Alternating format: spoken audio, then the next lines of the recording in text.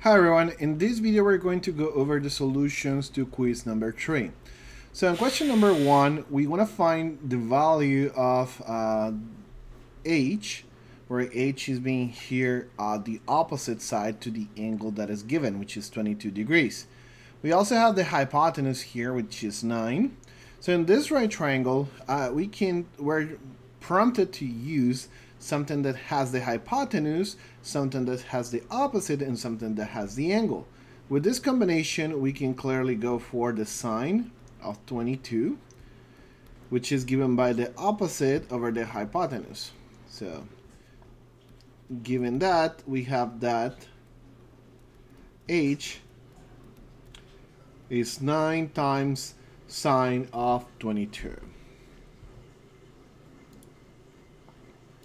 Which, of course, this is going to produce a number around 3.4.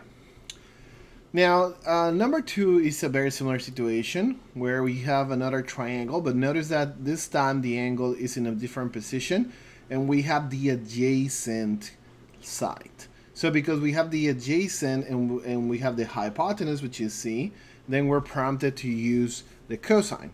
And so the cosine here of 36 degrees, it should be equals to the adjacent, which is 13, over the hypotenuse, which is C. We're trying to find out what C is here, so very easily we can just interchange C and the cosine, and we're going to get that C is 13 over the cosine of 36.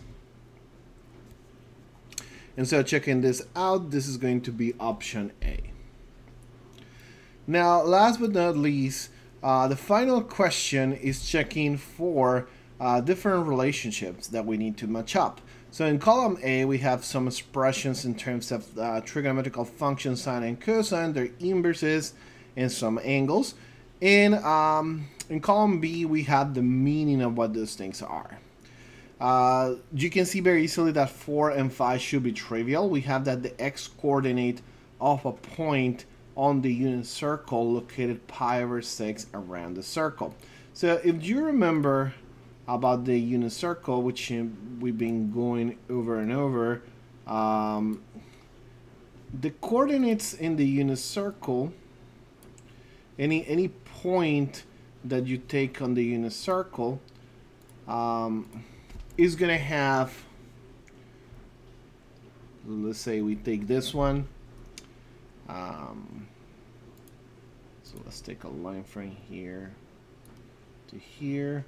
Let's say that we're moving, let's say that we're having that particular angle in there.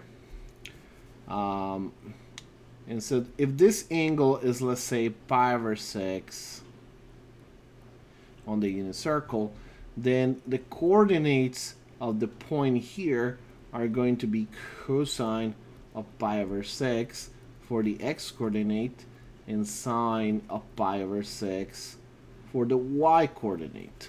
Okay? So as you can see, cosine of pi over 6 will be the x coordinate of this point, and the y coordinate will be this point. That immediately is going to create a relationship here. And so you can see that E is the cosine, so 4 matches with the E, right? So 4 matches with E, and 5 is matching with B.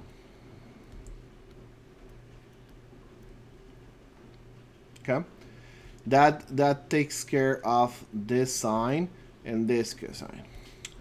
Now, notice that the cosine takes an angle and it produces a number between -1 and 1. Same the sine. So we have that sine of theta is between -1 and 1, and cosine of theta as well is between -1 and 1. So because we have this, then if we have the inverse, and you remember the information about the inverse that we saw in class, we have that the inverse function sine to the -1 goes from -1 to 1. It should produce an angle between -pi half and pi half. And the cosine to the -1 it goes from -1 to 1, and it should produce an angle between 0 and pi. So it's easy to know that 1 and 2 are talking about inverse sine, because it's talking about the angle whose cosine is 1/2.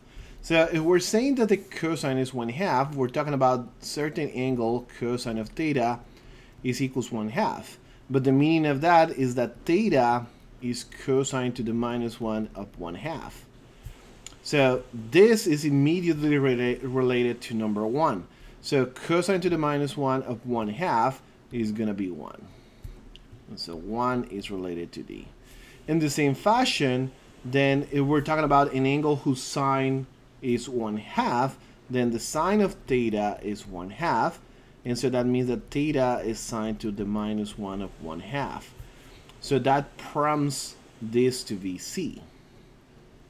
And so we get this one and this one out of, this one and this one out of the way. And so finally, we can have that A is going to be 3, right?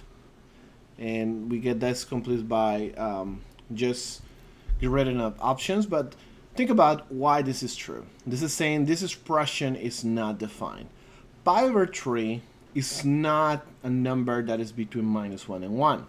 Pi is like 3.14 something, right? So 3.14 divided by 3 is going to be a little bit more than 1. And if it's a little bit more than 1, then it's going to be outside of the domain of the cosine inverse. And this is not going to be defined. So that's why this expression will not be defined. Okay? So this is the solutions for quiz number 3.